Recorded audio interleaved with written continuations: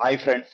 இப்போ வந்து நாங்க வந்துட்டு டீம் ப்ரிவ்யூலாம் முடிச்சு ப்ரெடிக்ஷன்ஸ்லாம் பண்ணி முடிச்சுட்டு இப்போ ஃபர்ஸ்ட் மேட்சோட ப்ரிவ்யூக்கு வந்திருக்கிறோம்.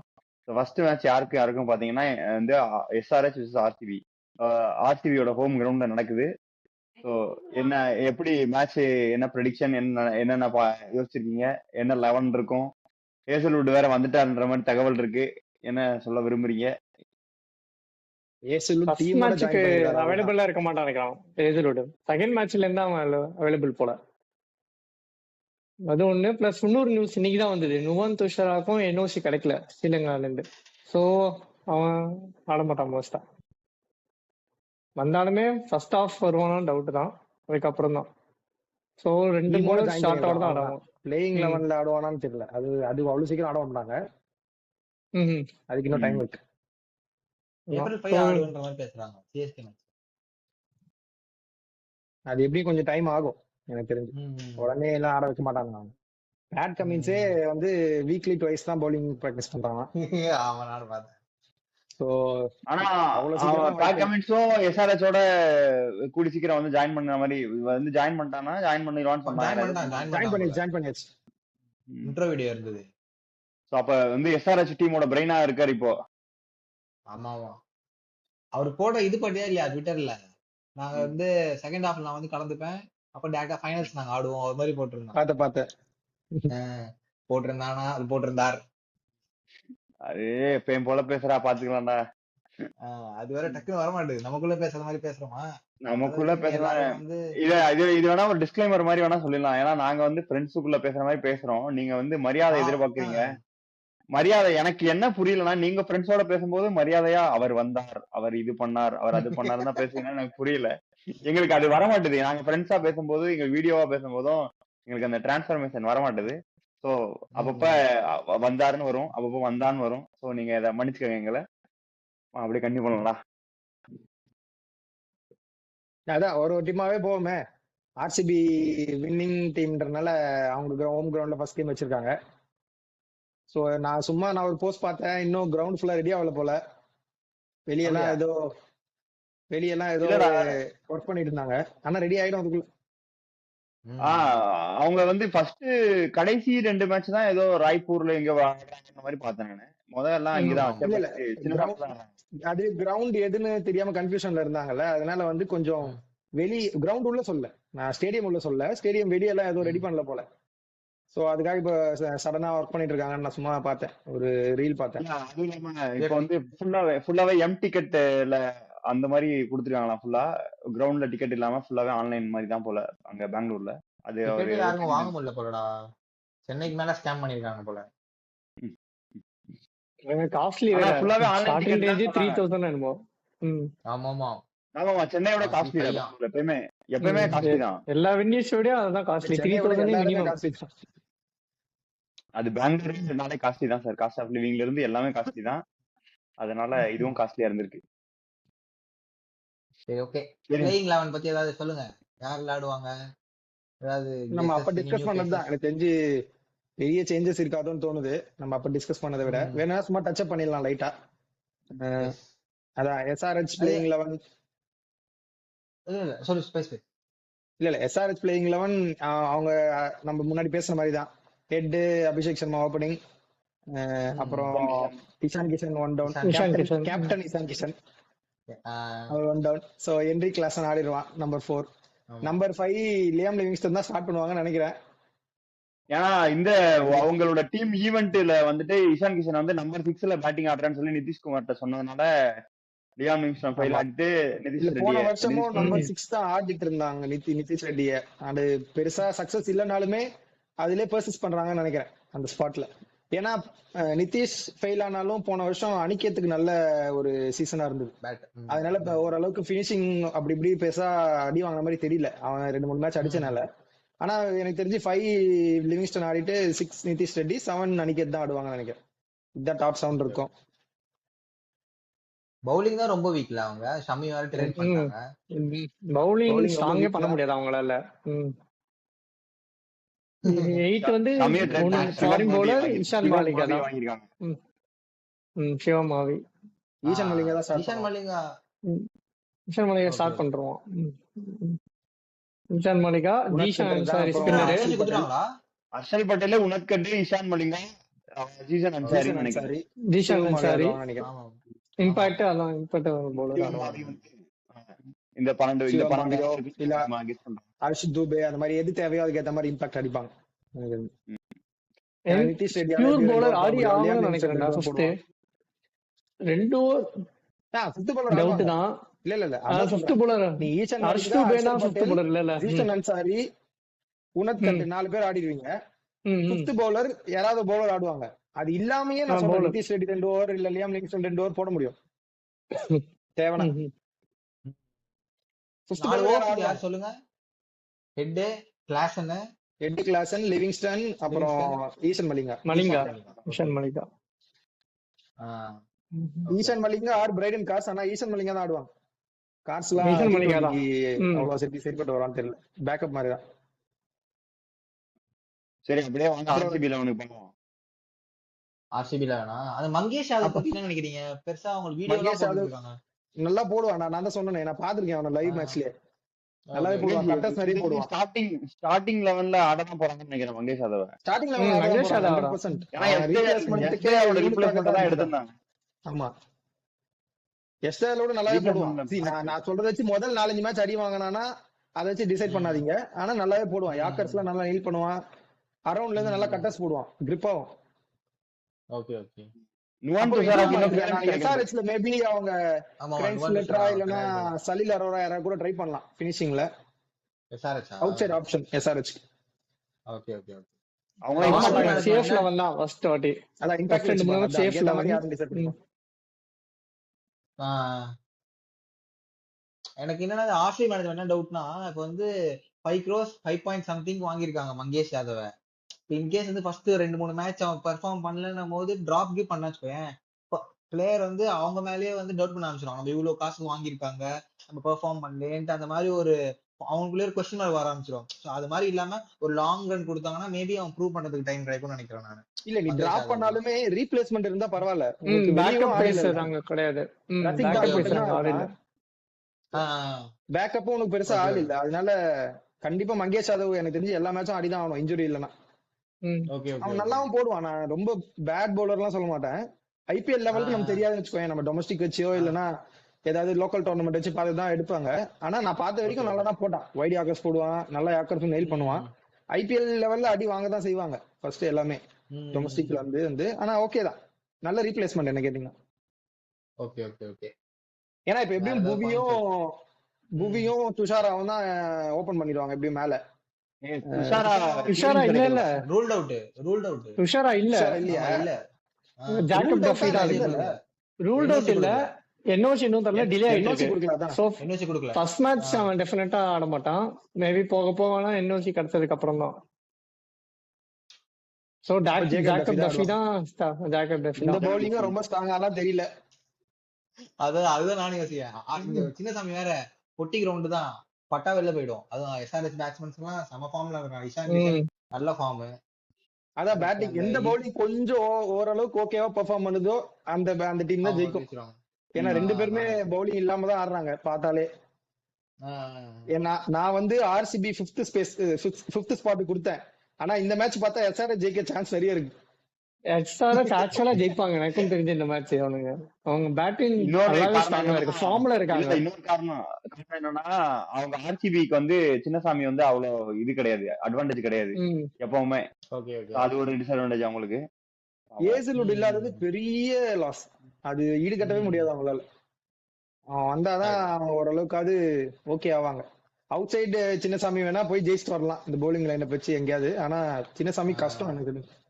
நான் என்ன சின்ன சரி துஷாரா வந்தாவது ஓரளவுக்கு ஓகேவா இருக்கும். ஏன்னா துஷாரா போன வருஷம் நல்லாவே பண்ணான். பவர் பிளேலயும் நல்லா போட்டான், டெத்லயும் போட்டான். துஷாராவும் இல்ல டஃபி தானா, டஃபி ஒரு மேட்ச் நல்லா ஆடுவான், ஒரு மேட்ச் கேவலமா போடுவான். அந்த மாதிரி தான் இருக்கும், கன்சிஸ்டன்சி இருக்காது. அது இல்லாம அவங்க புவி மேல ரொம்ப ரிலையபிளா இருப்பாங்க. புவியும் வயசாயிடுச்சுல, 37 ஆயிடுச்சா? ஆனா போன சீசன் நல்ல சீசன். போன சீசன் வந்து ஏசலுடன் அவனும் பேட்டிங் பார்ட்னர்ஷிப் மாதிரி பவுலிங் பார்ட்னர்ஷிப்ல 2 பேரும் பயங்கரமா போட்டாங்க. இந்த தடவை கூட நிக்கிறதுக்கு ஆள் வேணும்ல. பிளஸ் ஆர்சிபில ஆஃப் ஸ்பின்னர் வேற இல்ல. சோ லாஸ்ட் டைம்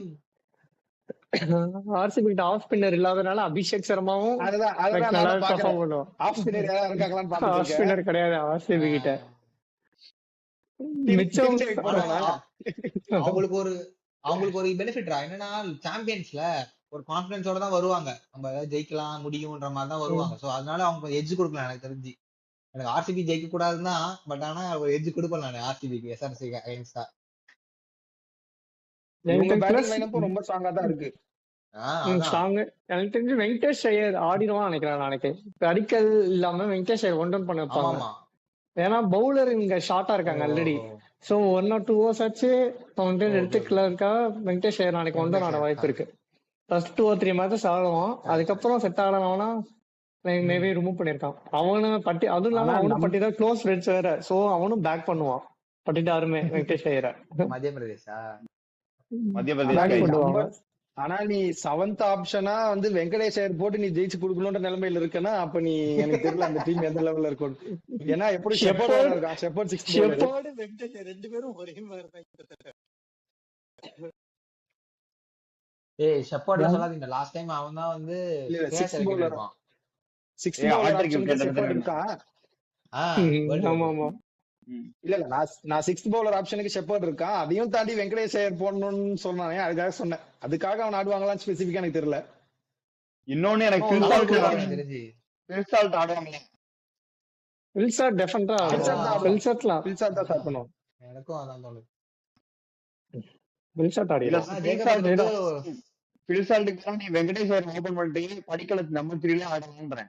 3 பாயிண்ட் பேர் இல்லாட்டி இன்னொரு பாஸ் பவுலர் ஒரு அக்ரெசிவ் ஓபனர் வேற யாரையா ஆட வைக்கணும்னா நீ வேற யாரும் ஆட வைக்கணும்னு வெளில பார்த்தா கூட யாரும் இல்ல உனக்கு. இன்ஜுரி துஷாரா இல்ல, வேற யாரும் இருக்கா உனக்கு? ஜார்டன் காக்ஸ் தான் இருக்கான். அவனும் மேலதான் ஆடுவான் ஆடினா. சோ உனக்கு வேற யாரும் ஆட வைக்கவும் ஆப்ஷன் இல்ல. 3 பாயிண்ட் இல்லாம எனக்கு தெரிஞ்சு எஸ்ஆர்எச் பவுலிங் லைனை போட முடியும்டா. அவனுக்கு படும் சால்ட்டுக்கு. ரொம்ப பெருசா அடிக்கணும் தேவையில்லைல்ல. கோலி எப்படியுமே இருக்கான். சோ அக்ரெசிவ் ஸ்டார்ட் கொடுத்துட்டு போயிட்டா போதும் அவங்களுக்கு. அது இல்லாம பிராக்டிஸ் மேட்ச்ல வந்து விராட் கோலியும் சால்ட் தான் ஓபன் பண்ணிருக்காங்க போல ஆர்சிபி. எப்படியும் அவங்க தான் ஆடுவாங்க. சோ 2 பேர் தான் ஆடுவாங்க. ஜாக்கப் பெத்தல் பேக்கப்பா தான் வச்சிருப்பாங்க. பெத்தல் வந்து பேக்கப்பா தான் இருக்கும். அது எப்போனா சால்ட்டுக்கு ரொம்ப படவே இல்லைன்னு தெரிஞ்சிச்சுன்னா வேணா அதுக்கேத்த மாதிரி மாத்திப்பாங்க. பெத்தல் 3யோ இல்ல. ஆனா இப்ப பெத்தலோட ஃபார்மா வந்து மிஸ் பண்ற மாதிரி இருக்கும்ல. அதுவும் நல்ல ஒரு ஃபார்ம்ல இருக்கான். செஞ்சுரி அடிச்சுட்டு வந்திருக்கான். போது எங்கேயாவது ஒரு 3ல அட்லீஸ்ட் சான்ஸ் கொடுக்கலாம்ல. அது மாதிரி அவனுக்கு லெஃப்ட் ஆர்ம் ஸ்பின்னும் கொடுப்பான். அவனுக்கு ஒரு option. Left arm spinner Krunal Pandya இருக்கான்ல. குணால் பாண்டியா வந்து லெஃப்ட் ஆர்ம் சீமர். அவன் சொன்னாலும் left arm slow ball bowler அவ்வளவுதான். Okay okay. ரெண்டு ஐடென்டிக்கல் பிளேஸ் ஆடுறது கஷ்டம் ஐபிஎல்ல. எப்பவுமே ஆனாலும் ஒருத்தர் அண்டர் பெர்ஃபார்ம் தான் பண்ணுவாங்க. நீ லெஃப்ட் ஆர்ம் ஸ்பின்னர் 2 பேருன்னு சொன்னா ஒருத்தர் தான் எப்படி யூஸ் பண்ண முடியும். ஒருத்தர் நீ போட வைக்க முடியாது. அதுதான் வெங்கடேஷ் ஐயருமே கொஞ்சம் பவுலிங்காக ஆட மாட்டாங்க. வேணா பேட்டிங்க்கு வெங்கடேஷ் ஐயருக்கு ஆடலாம்னு சொன்னா கூட ஓகே. வெங்கடேஷ் ஐயர் பவுலிங் ஒரு ஆப்ஷனா எடுத்து ஆடுவாங்கன்னு தோணல. படிக்கல் வெங்கடேஷ் ஐயர் இல்ல தனியா இப்ப ரீல் எல்லாம் போட்டுருந்தாங்க வெங்கடேஷ் ஐயர் பவுலிங் போற மாதிரி. புவனேஸ்வர் இல்ல வெங்கடேஸ்வர் அப்படின்னு.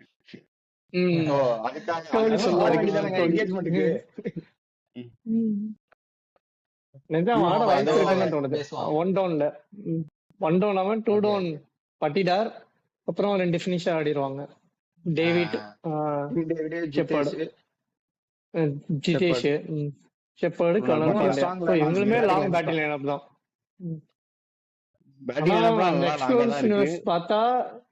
எக்ஸ்ப்ளோசிவ்னஸ் பார்த்தா எஸ்ஆர்எச்சுக்கு ஒரு எட்ஜ். அவங்க 2 இயர்ஸா பழகிட்டாங்க ஃபர்ஸ்ட் பால்ல இருந்தே ஆன்ஸ்லாட் போறதுக்கு. அடிக்க போய் அவங்க டாப்ல இருந்து அடிப்பாங்க. இவங்க மிடில் ஆர்டர் கீழ தான் எக்ஸ்ப்ளோசிவ் பேட்டிங் ஸ்டார்ட் ஆகுது. Tim David, Jitesh Sharma, shepherd எல்லாம் கீழ தான் இருக்காங்க.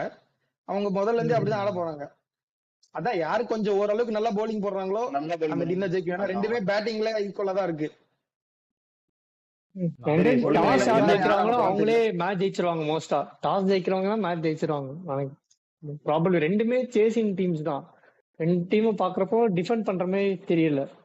ஸோ சேசிங் யாருக்கு சூஸ் பண்றாங்களோ அவங்க தான் வின் பண்ணுவாங்க மோஸ்டா மேட்சை.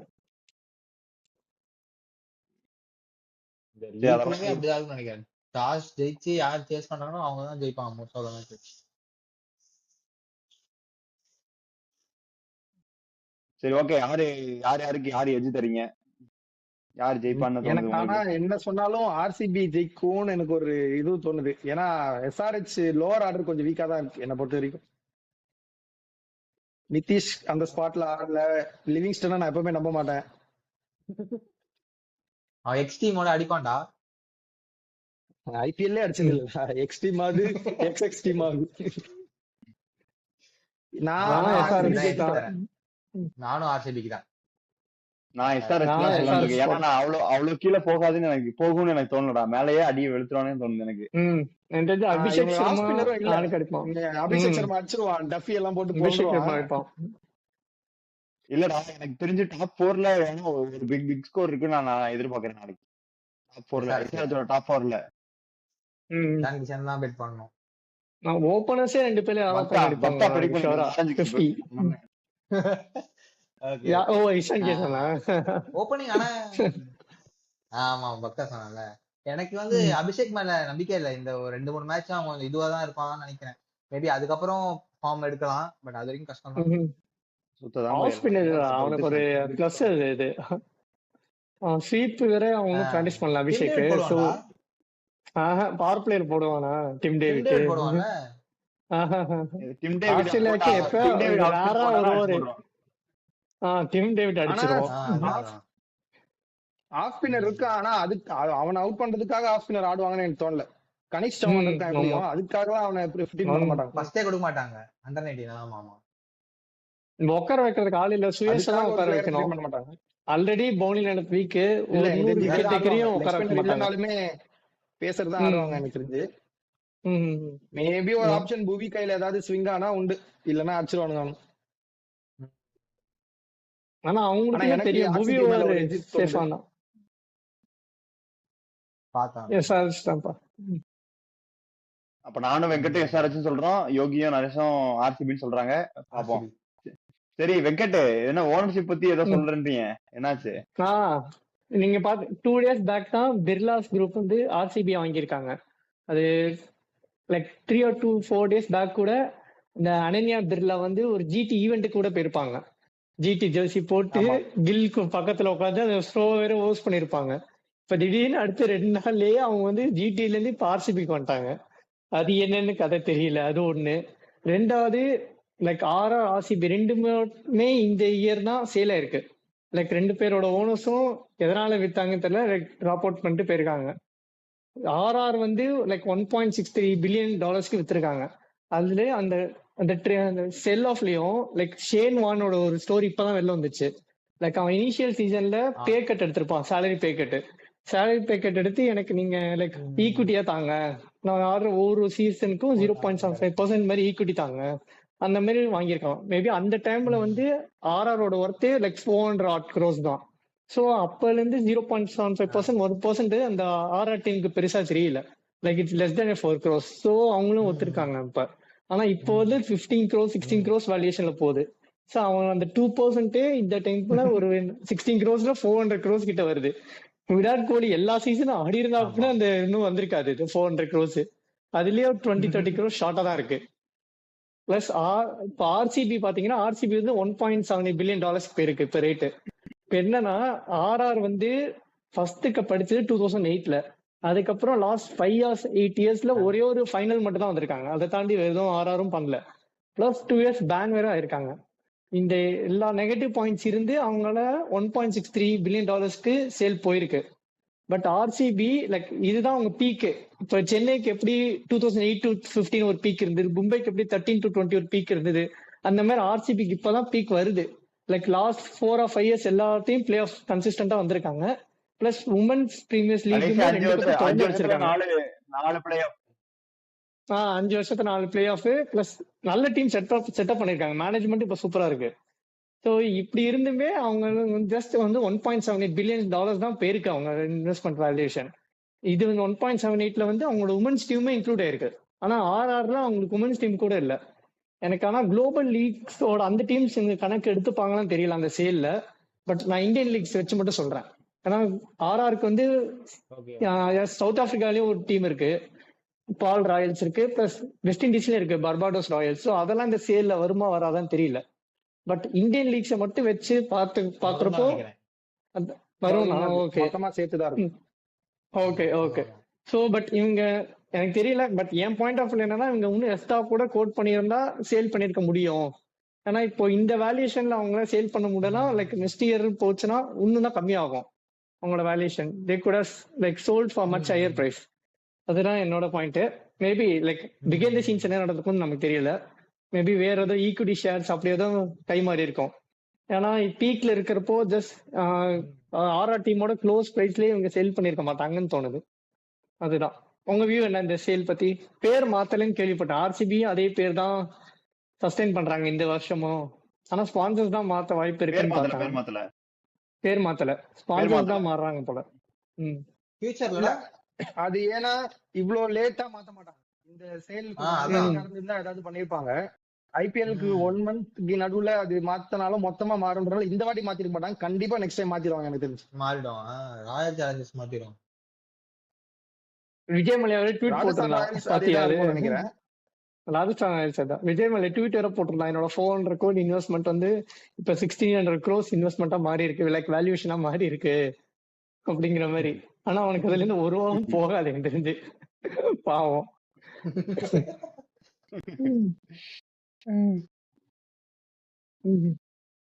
அதான் ஓகே. நானும் அறியா இப்போ எஸ்ஆர்ஹெச் சொல்றோம், நீங்க 2 பேரும் ஆர்சிபி, யோகேஷும் நரேஷும். நானும் யோகேஷ். அதாவது it's a match between Ananya Birla vs Kavya Maran. நானும் வெங்கட்டும் காவ்யா மாறன் சப்போர்ட் பண்றோம். நரேஷும் யோகேஷும் அனன்யா பிர்லா சப்போர்ட் பண்றாங்க. இதான் இந்த மேட்ச் ப்ரிவியூவோட கன்க்ளூஷன். அப்ப ப்ரிவியூக்காக எவனும் அங்க எதையும் யோசிக்கல. நாளைக்கு அப்போ ஜெயிலர் பாட்டுலாம் உண்டா போடுவாங்களா? எஸ்ஆர்ஹெச்சுக்கு உண்டா? சிஎஸ்கேக்கு மட்டும் கிடையாது. சிஎஸ்கேக்கு மட்டும் தான் பேனா கிடையாது. ஆமா, அதான் பக்கா கடுப்புல இருக்கான். சரி ஓகே, மேட்சோட ரிவ்யூவும் அடுத்த மேட்சோட ப்ரிவியூல சந்திப்போம் கண்டிப்பா. Okay, bye bye guys. ஊர் சுத்தி பயவல நினைச்சியா? நாங்கெல்லாம் வயிறு நிறைய சாப்பிடணும், வஞ்சனம் இல்லாம உழைக்கணும். ஆஹா, அருமையான பாலிசி. Keep it